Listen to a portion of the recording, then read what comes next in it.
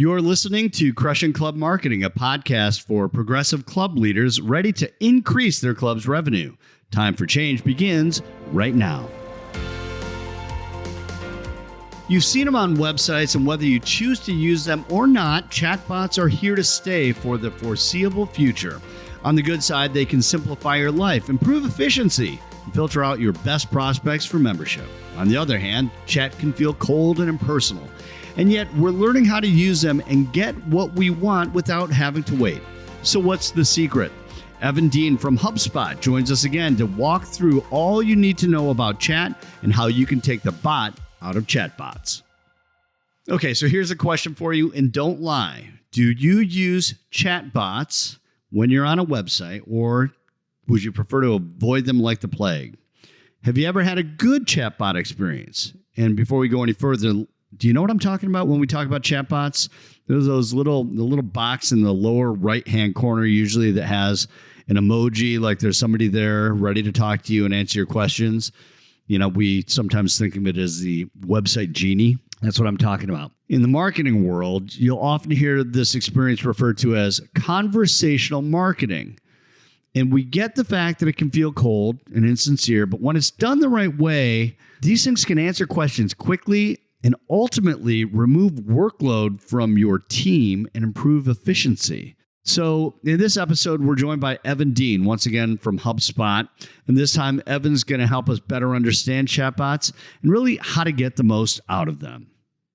Evan, thanks so much for being with us. Hey, Ed. Thanks for having me. What's happening out in Boston? Oh, the weather has finally turned warm, and people are going nuts here in Boston. We're out of hibernation. Is that nice? So unless you're listening to this at a time where you are back in hibernation, just remember at one point, it was actually summer somewhere. So Yep. That's awesome. Hey, I appreciate you joining us. And you've been a guest of Crushing Club Marketing in the past. But for those who are not familiar with you or who are not familiar with HubSpot, how about the elevator pitch on who HubSpot is? Yeah, sure. So, I'm a consultant from HubSpot.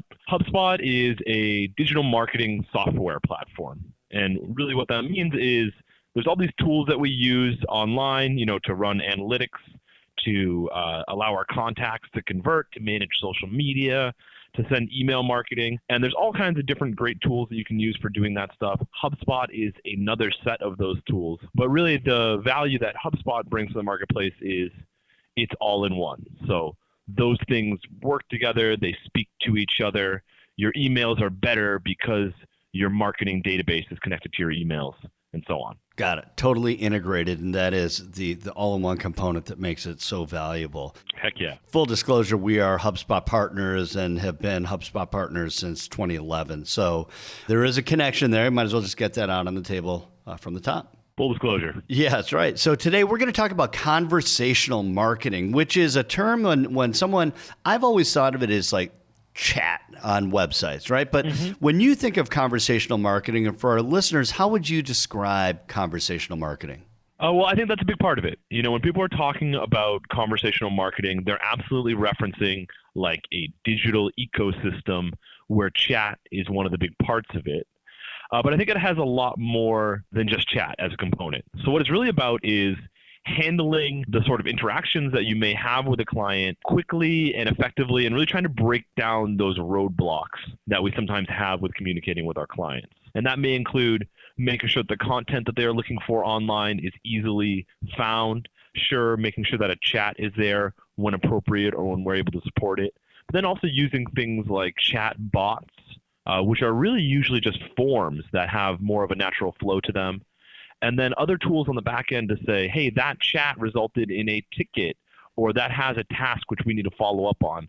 Let's make sure that that gets routed to the team well, and we have a nice fluid interaction with our clients. So before we leave everyone in the dust here, let's just get some terminology and context for them. Yeah. And you may be, if you're listening, you may be familiar with some of this. So if you've ever gone to a website where you look at a page, or maybe, you scroll down a little bit and that little thing comes up in the lower right-hand corner, or maybe you see someone's face and says, how can I help you? Or is there something you're looking for? Or something like that. That's the chat functionality, at least that I was thinking of in the beginning. Is there another term that we would use that would help people Yeah, I think that's it's a new technology. So in the way there's always kind of the competition for what we're going to call this thing and what the official name is. I don't know if we're there yet. It feels like live chat or chat is really what people are talking about. Of course, you'll see it as messaging or as a live message tool. Really, it's just the idea that there is this kind of AIM or like a Slack type of tool, like a text that you're having with someone who's representing the website that you're on. Got it. So let's keep on that path, because some of you might be listening right now saying, I hate that, or I don't like it when that happens. Or you might, it's like that retail environment where you start looking around and you're like, now where's that little chat thing? You know, I've got a question for these people. How would you say that the perception, I guess, and perspective of chat and chat functionality is evolving, you know, from that like, ooh, what is this? This is creepy, to people are actually using it now? Well, yeah, I think it's probably a generational thing, first and foremost. There's always going to be those kind of like the old school mentality of, I just want to get on the phone and I want to speak with someone. There's always that, and I think a healthy balance is going to be that you should always have a phone available on your website as well. But for a lot of us, especially like more and more every day, we're more comfortable having a conversation with someone via text, right? You know, we're texting one another more and more often. And even those of us, and I think I put myself in this category, are often more comfortable having an actual phone call with someone, have started to shift more where we're comfortable having what is a personal conversation via a texting tool, whether that be chat or an office kind of interpersonal communication tool, or just, you know, texting with your friends and family on your phone. Right. It's sort of funny because you talk about the comfort that people have in texting. We think about how we communicate with people, how often we sit there and we prefer to send a text message rather than pick up the phone and call, right? I mean, so yeah, so that idea of being online and texting and instant messaging someone in that moment is something that I think we have all so quickly become familiar with, and some obviously more comfortable than others. But man, you look at the growth in text messaging. I read something in the last decade that text messaging has grown 7,000%, or the number of texts 7,000%. I mean, some crazy stat like that, which goes to show that we are all becoming more comfortable communicating in that way.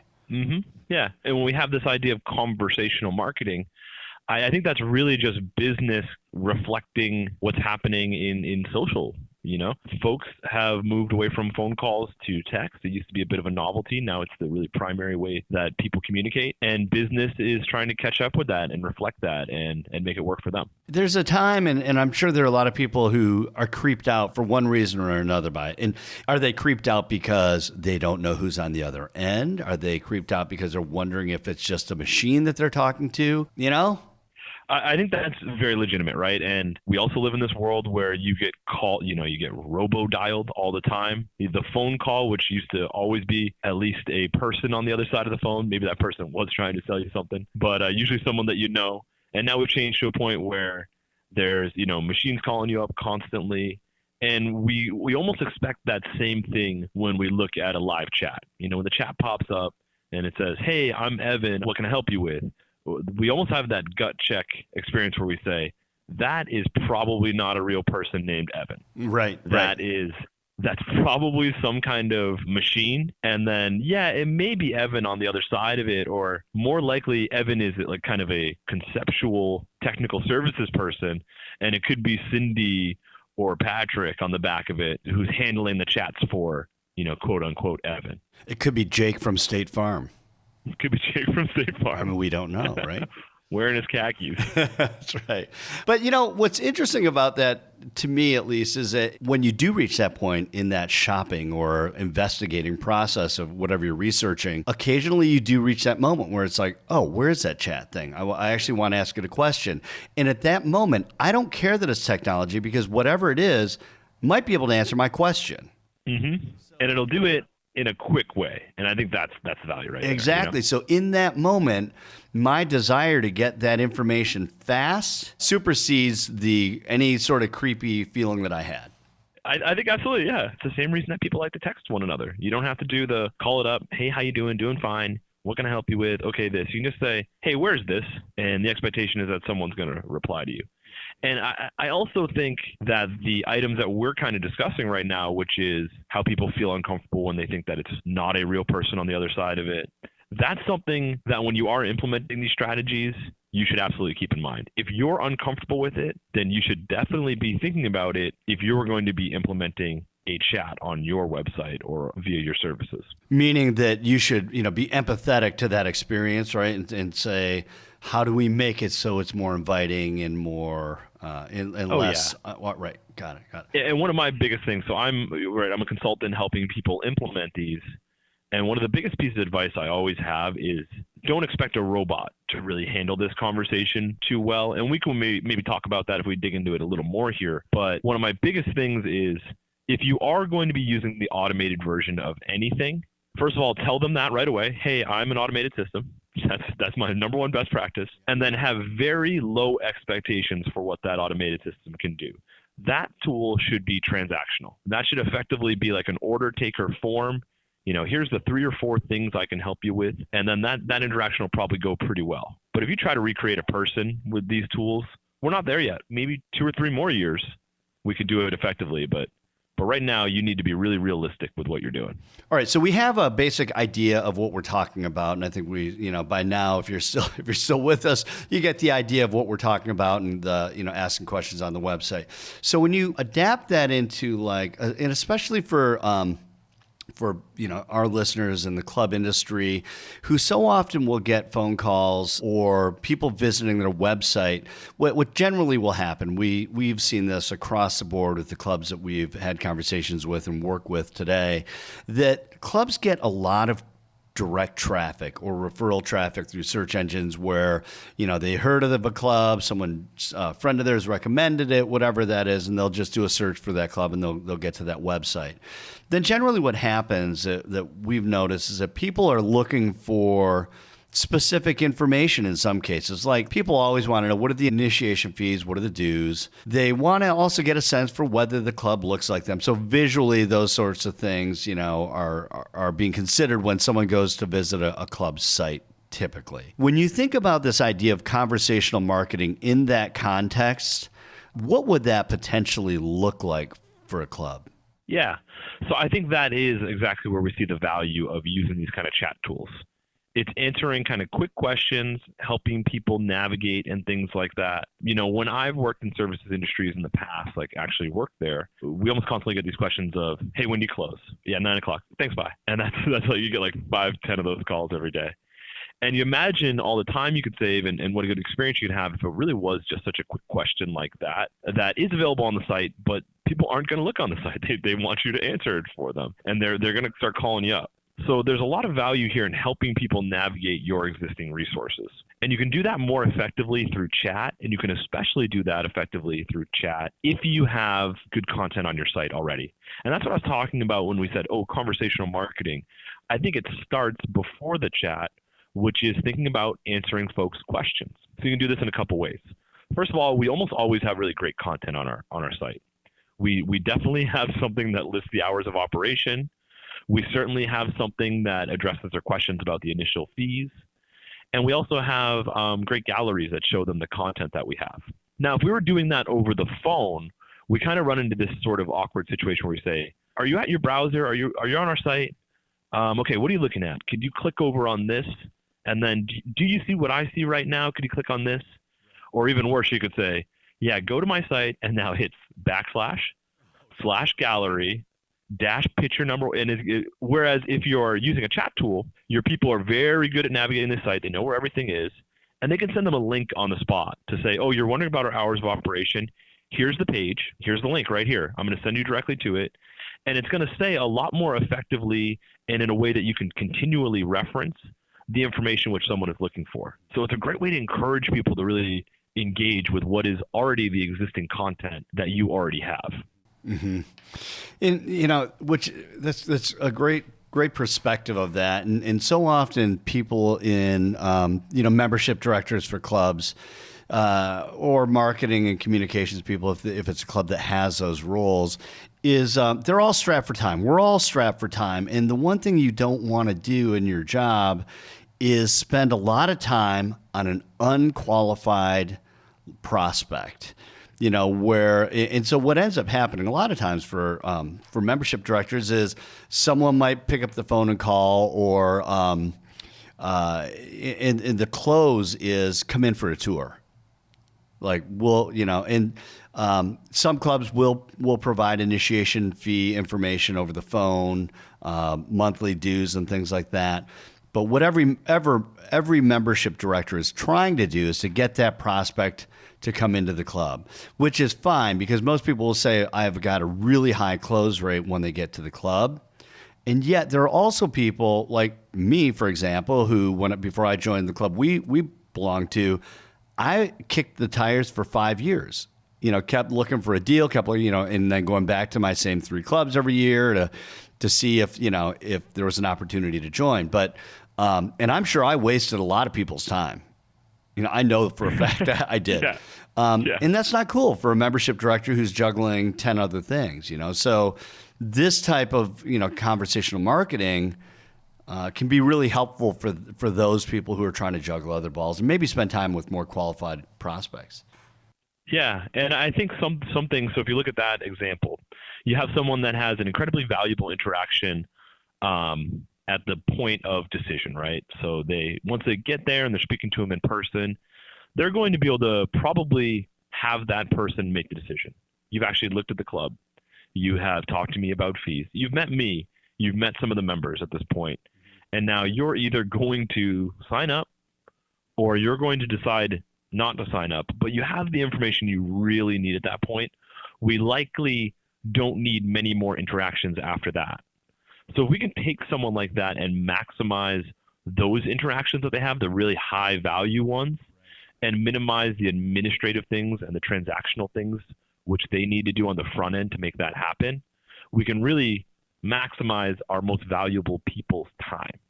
So if I was to look at that example, some things where I'm thinking, okay, conversational marketing in here. I wonder if we wouldn't like to maybe qualify people on the front end. And that simple task, it's really a form, could be a great use for a chatbot. So what would that look like? So a chatbot, you can do a lot with it. You can actually recreate a conversation, but to me, I think that's very risky. I really don't encourage folks to do it. But here's where I see a chatbot is very valuable. You don't necessarily want to fill out a big long form that says, yeah, here's where I've been before, here's my budget, here's all these things. When you hit someone with a big form like that, they often are intimidated. But that conversation actually goes much more sleekly when you do it through a chatbot. So the chatbot can say, hey, what's your name? Oh, great. What are you interested in? Is it A, B, C, or D? Oh, it's D. You're interested in becoming a member. Have you considered this thing, or could you please answer this question for me? Great. I've just qualified you on the spot. And then with a lot of these technologies, certainly HubSpot's one of them, many of the chat tools have it, we could actually go as far as to have the chatbot say, hey, you answered question A, B, and C the way that we like you to. You gave us the right answers there. So now I'm going to present you with a meeting booking tool. You give these tools access to your calendar, and it will offer up those opportunities to meet with the person who can actually close this business and say, yeah, we're going to schedule a tour for you, half-an-hour tour. Here are the times, and the chatbot will handle that. So your person who's actually incredibly valuable is only really spending their time on these tours. They don't have to spend the time looking at calendars, spending the back and forth on, oh, does this time work? Does that time work? Or even having the conversations with the people that aren't qualified. So we can do a lot of that administrative task. Right. And studies will show that when people select as someone who's trying to book time, when they select a date and time that they want to come in, the likelihood of them coming in is higher than if you say, oh, what about this? What about this? What about this? Because they've opted in and they've said, this is when I can come. And the likelihood of them showing up is generally higher. Makes sense. Yeah. So let's just talk through that again. So, because there's some, I just want to make, I've known you for years, so I understand the way you're describing this. And I just want to make sure that our listeners see this as well. So there are certain frequently asked questions that all businesses have, right? And that are pretty predictable when people visit either visit your website or whatever, right? I mean, that's kind of what the idea of chatbot is predicated on. We're going to anticipate certain questions that you always get. Absolutely, yeah. I mean, that's what you do. You start off if you are going to be using a chatbot, usually the first question, you'll grab their name, you might grab their email address, and then you're going to usually present them with some options. It can be in the form of a question, or more likely than not, that question is very simple, which is, can I help you with one of these 4 things? And you just make it nice and straightforward for people. Got it. Now, could they also have it say, like, what can I help you with?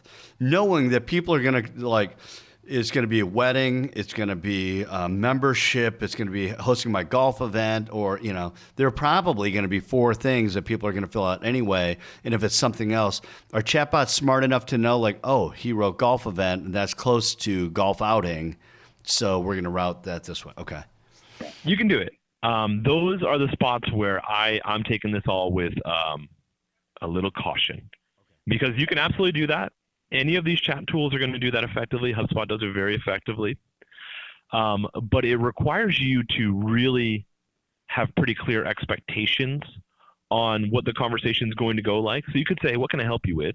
And then, yes, if they type in the word, it could be a sentence that contains the word wedding, or could contain a tour, these commonly asked questions.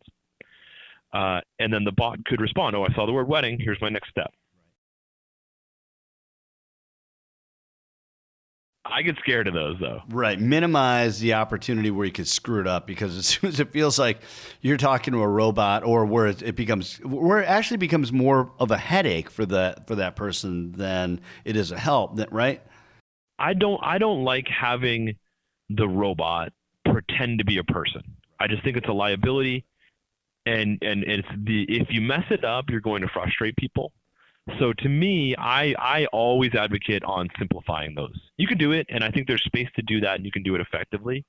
But my go-to is always, hey, I'm a chatbot. Let's be clear right away. I'm not going to pretend to be a person. I never advocate that. And then here are you give them the menu. Here are the 4 things I can help you with. And that's a different way to go about it, and it's always where I start. I just feel safe like that. It feels honest. It feels straightforward. And I think you really do end up with about just as good of an interaction. Right. So again, we use the term, Evan and I are saying, like, chatbot and things like that. But as a club, maybe it's your online concierge. It could be, pick any phrase of what you want to call it. Just that I think your point is just be clear of what it is, and don't try to make people say, hey, it's Ed here, and when it's really not Ed. Now, if it is Ed, then that's different. But right. That's where I think honestly, it's great technology, and we're all going to be implementing this. But the next, especially these few years, we're on the cutting edge of this stuff. There's going to be a lot of opportunities to do this stuff wrong. And so let's keep having these conversations. Let's make sure we are the ones doing it right. Because it's easy to do it right, but there's a lot of possibility to do it wrong. So a couple of things, right, just to recap where we are. I mean, number one, the big one of the things that this technology can help with is just efficiency and helping people to better, make better use of their time, so they're not spending time on prospects that are not qualified. Getting when you do get a good prospect, that you're actually getting a prospect that it has been qualified to some degree, or at a greater degree than otherwise might occur. And I would say on top of that you're also giving them a good experience. There's something to be said about you can come in earlier than someone else with a product or service. You can come in cheaper than someone else with a product or service, or you can deliver a better experience. And I think more and more, as we see these companies that do well, it's about delivering a better experience. And for many of us, chat is part of that better experience. We want it. We feel uncomfortable getting on the phone with people. We'd rather chat. And we just expect to see it. We want it. So I think more and more it's part of that great experience. You know what? And especially as it relates to investigating clubs and things like that, a lot of times I know the resistance is that people are saying, I don't have time to come in to tour your club before I get your initiation fees. Or we'll have clubs who will say that, well, we'll just give that when people call. They won't.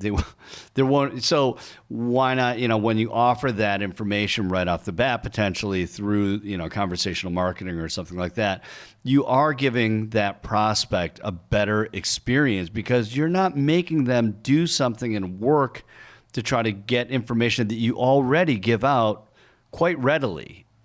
Yeah. Yes. You're just it's so true. Right. It's tradition that's made you do that rather than really what's in the best interest for that prospect or what they hope to get. Right. Absolutely. Sometimes it's best to just give them the darn answer.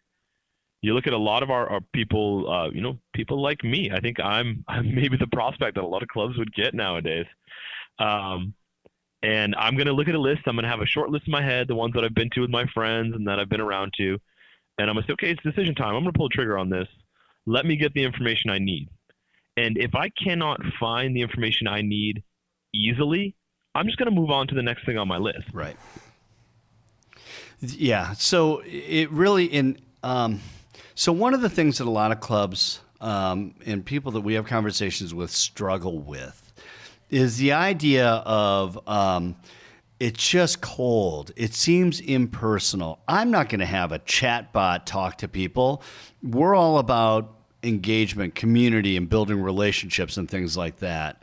How do you it's hard to deny that a chatbot isn't somewhat cold, right? But at that point, I guess what I'm wondering, is that the biggest concern? I mean, I don't want to downplay the importance of having that. No, that should absolutely be your concern. Yeah. So, I mean, here's the thing, though. We're talking about two different things, and I think we're having a great conversation about some of the best ways to handle this stuff, which there is this functionality in these tools where when you pull up the chat, bottom right, the little AIM, the text message tool comes up, and you're either going to be talking to a real person who maybe has nothing to do with that company, is in a call center somewhere, or a robot. And the things that I think you're going to want to do well is that if you are going to utilize these bot tools, which absolutely have their place, again, you keep hearing me hit this note, which is be straightforward about it and keep it very simple. That should be thought of as like a search tool or a meeting booking tool or a quick answer tool. And you should be very honest. Hey, I'm a bot. Here's the 4 things I can do. I can help you find our documentation. I can help you book a meeting with this person, or I can answer these 5 questions. From there, if you are going to implement chat, and we're talking about chat now where it's a real person, you want this to be someone at your club. You probably want it to be the person who usually just goes ahead and answers the phone. And you can make this very easy for them. So they're looking, on their desktop right next to their email. They have a little chat tool that pops up, and it's someone that says, hi. And I'll tell you what, I know this from HubSpot because we use a ton of chat, and we use more and more chat every day. The first question they will get is, are you a real person? It's what everybody types into the chat right away. And they say, hey, it's Evan, I'm from HubSpot. And then the first thing they go, okay, Evan, are you a real person? And then you say, yeah. And then you say, yes, I am. And they say, okay, what's your favorite fruit? And you're like, okay, I like apples. And they're like, okay, I believe you now. You're a real person. Right. And boy, that was tough. And I think what you're saying is this idea that you're not talking to somebody, you don't hear the inflection of their voice. You don't necessarily, do that rapport building with them on the front end. You need to make up for that. And you need to have what is an engaging and fun and human conversation.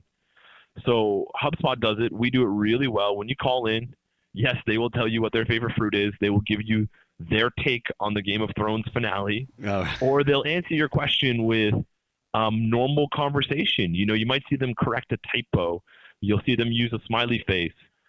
They'll type out laughter. They will they'll ping you back with a question, or even better, anticipate what your next question is going to be, which is what a great services operative does. So as long as you can get the right people in here, set them up for success with the right tools, I think there's a ton of opportunity to have a very engaging human conversation. Okay, that's awesome. And still some people will be uncomfortable with it, and that's fine too, right? I mean, because it's not for everyone. You've got to have the right culture, the right club, the right leadership to really go along with this idea. The other thing that I wanted to just explore with you as well is how it can enhance your existing sales process and how you potentially follow up and stay in touch and, as we would say, nurture those contacts over time. What are your thoughts on that? Like how it enhances the sales process? We talked a little bit about getting a more qualified lead and things like that. But what are your thoughts around those two aspects of chat? Yeah, so a lot to say there actually. The first thing I might say is there are people on your website, you don't know who they are until they pick up the phone or send you an email. And now you have this third option, which for a lot of people is the only option they will take. So if the only option was to call you, especially if the only option was to call you to get information, you're going to be cutting out some people. Who's to say what percentage of it is, but there's a lot of people who don't want to pick up the phone. They don't want to have a conversation with you. So if you have chat as an option, you are getting those people. So first and foremost, you are having more conversations with folks. You are talking to more leads, some of which you would never have talked to because they don't want to get on the phone and talk to someone, especially if they think they're going to talk to someone who's like a salesperson and is going to sell them. They just want to have a conversation. They don't want to get sold. Now, with that in mind, you're instantly getting kind of feedback. So when you realize that people are constantly asking you for your schedule, you might think, okay, well, maybe the schedule should be more available on the homepage. Or heck, our schedule page really doesn't look so good. People keep asking me for it in chat. I'm going to actually improve my digital experience. I'm going to improve my website based on what's happening on chat. Then from there, you have these great tools which you can leverage. The meeting booking tool, I think, is one of the most powerful. And that's where you're really starting to get it with the salespeople. So you could have a person or a chat bot, as long as we're clear about what that tool's function is, actually go ahead and send them a meeting booking link right on the spot. Either the real person, Evan's actually going to say, oh, I answered your questions. Did you want to schedule a tour? And here's the meeting booking link for the person who handles the tour. Or you can even set those up as team availability to schedule another call. So right there, those in-person conversations, whether that's an in-person meeting or a phone call, you're using these tools to get those meetings to actually happen. Now, from there, when we're talking about conversational marketing, I think I had to throw on my HubSpot hat for a second here and talk about how we handle this stuff. The big H. Yeah, the big H is in town. Our conversations tools are available for free across the platform. So you can put chat on your site if you have any version of HubSpot, including the free version. But the tool really becomes empowered when you have some of our other tools. So if you have the HubSpot sales tool, that's when you can do these meeting bookings. If you have our services tool, you can have a chat that actually serves up your knowledge-based articles, your question and answer documentation. You can create tickets and actually have somebody follow up. So if there was something that was maybe, a complaint or a service request or something that they needed to improve, you could create a ticket for them in your system and have your team manage that in a nice, streamlined way and make sure that it gets followed up on correctly. So the appropriate person in the right sales. Yeah.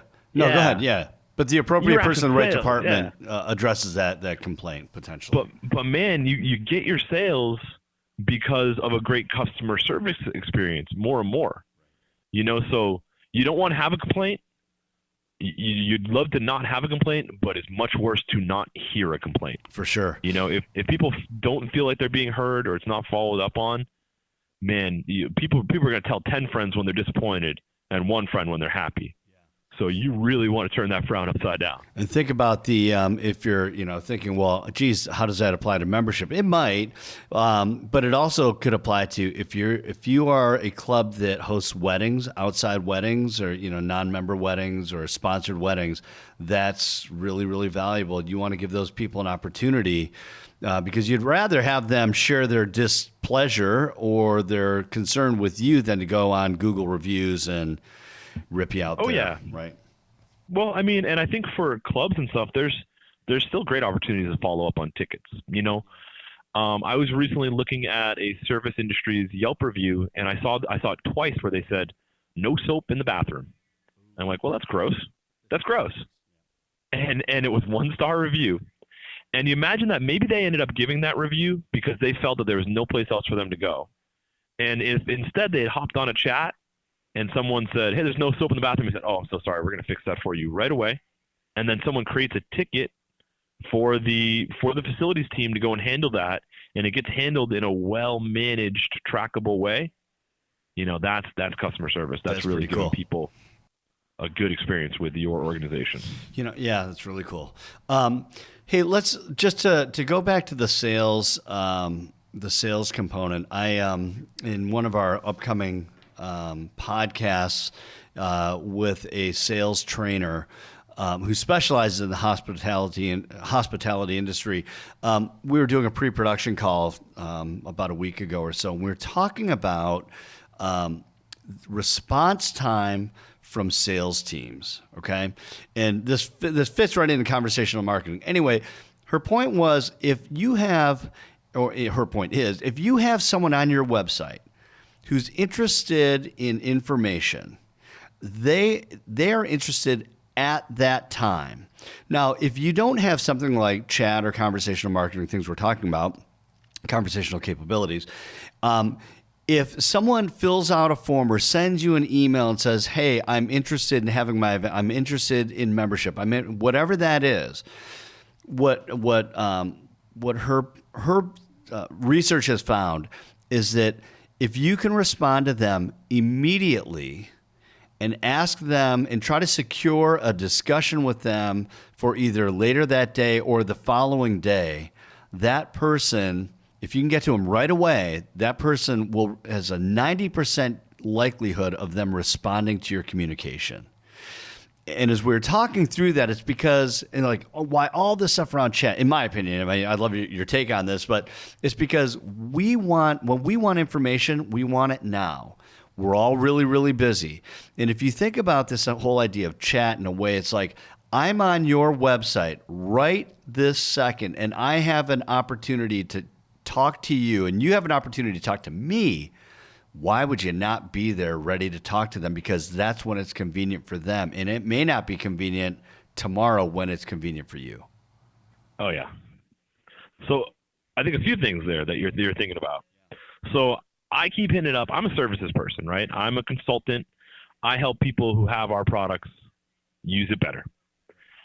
So you can see that my mind often goes to those examples. But of course, on the front end, there's salespeople who get mapped into these discussions. And at HubSpot, where I work, it's actually usually people in a salesperson's role who are manning those chat, or they might be like a starting out salesperson. They are the first line of defense there. So either you're going to have your services person answering the chat, and the second the conversation is identified as being sales ready, they'll transfer it over to a services person. So we think about these as one-to-one conversations. Hey, I'm talking to Evan. But you can very quickly say, hey, I'm going to pass you over to my colleague, Ed. Now here's Ed. And the chat will update. It'll show that you're now talking to Ed. And you are instantly having that conversation with a salesperson. So you can very quickly transition these tools to say, yep, sales ready. Let's get them on with that person. And they're having it. And from there, if someone said, let's book a meeting, or I'd rather talk to you on the phone, all that's right in front of them. They can leverage these meeting booking tools, or of course, they just give somebody a call. Yeah. So, Evan, for people who are intrigued, at least with the conversation and what it possibly could be, we know HubSpot offers chat capabilities. What are some other software platforms for this technology that are available that people could research? Yeah, absolutely. So HubSpot has chat. It's available for free. You don't have to have any of the other HubSpot products to use that. And you can use it alongside HubSpot's free CRM as well. Wow. One of my favorite tools, there's a lot of really powerful free stuff out there. We give it to you for free, and we hope that you really like our products. The other big one I'd say is a huge player in the chat space, who we have a partnership with as well, is team over at Drift. They do chat very well, I think. I talked about how HubSpot is this all-in-one platform, and there's a ton of value in using our chat with our other tools. Drift just does chat. So I think they do it incredibly well. If you were only looking for chat and you didn't want other tools, I would say you should definitely be checking out what they're up to. Yeah. So, and that's drift.com. Yeah. Okay. And then anyone else, any other players worth checking out? Yeah. I mean, you see chat that's integrated into actual like website building tools as well. So you're going to see players in the space like Squarespace and WordPress and these other website building tools who are actually going to have native chat built in as well. Awesome. Something to check out. Yeah, for sure. Hey, just final thoughts around this whole, this technology and where it is. Where do you think it's all going? It's like certain things, we're not going to stuff the genie back in the bottle. And this to me feels like something that as we, whether you like it or not, I mean, it's the way that people are communicating more and more, and especially for people who follow this podcast, that are really focused on that next generation member.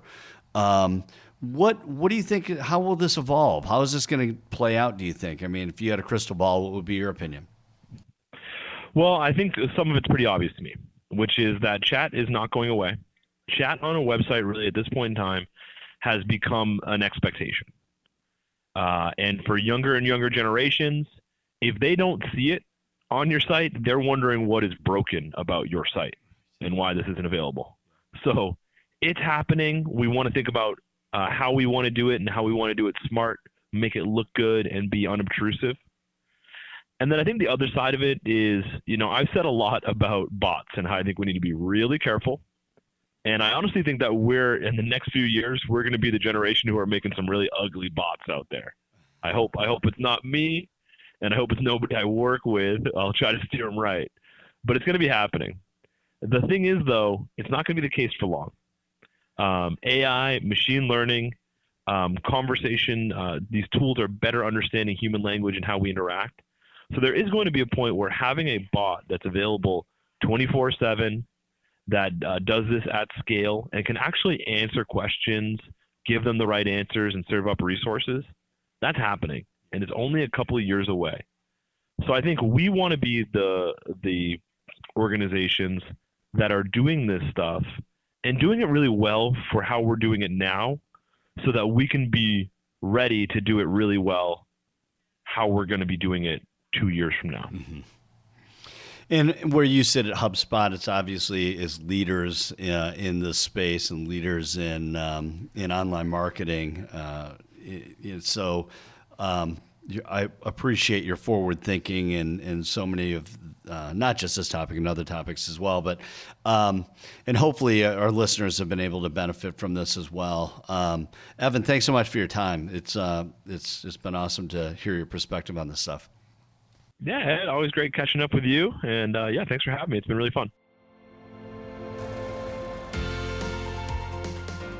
And thank you for listening.